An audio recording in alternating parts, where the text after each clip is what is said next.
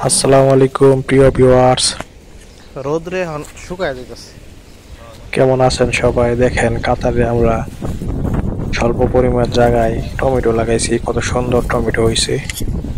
আসলে আমাদের বাংলাদেশে অজস্র পরিমাণ জায়গা থাকার পরও মানুষের ইচ্ছা শক্তি থাকে না যে একটা কিছু কইরা খাইব। দেখেন আমরা কাতারে অল্প একটু জায়গায় টমেটো গাছ লাগাইছি, 10-15টা টমেটো গাছ, কত টমেটো আসছে।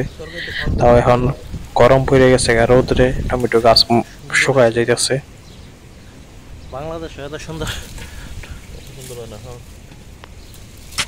তো যে টমেটো আসছে অবশ্য আমরা খাই, আশেপাশে অনেকেই আছে নেয়।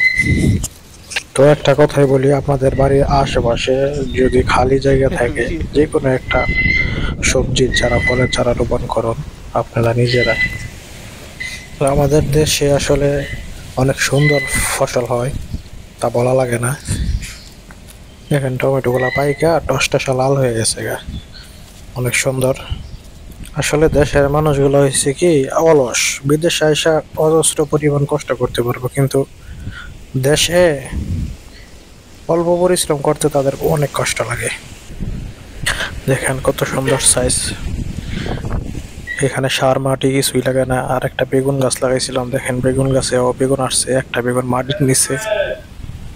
গাছটা মাটি থেকে আর 4 আঙ্গুল উঠে নাই, দেখেন বেগুন ধরে আছে। আর একটা পেঁপে গাছ, এটা তো একটা পেঁপে আসছে। তো পরিশেষে একটাই কথা বলবো, পরিশ্রমী হন।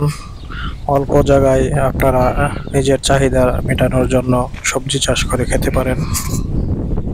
নিজে রোপণ করে সেই গাছ থেকে ফলন খাওয়া স্বাদই আলাদা। তো যারা শেষ পর্যন্ত ভিডিওটা দেখছেন অবশ্যই একটা লাইক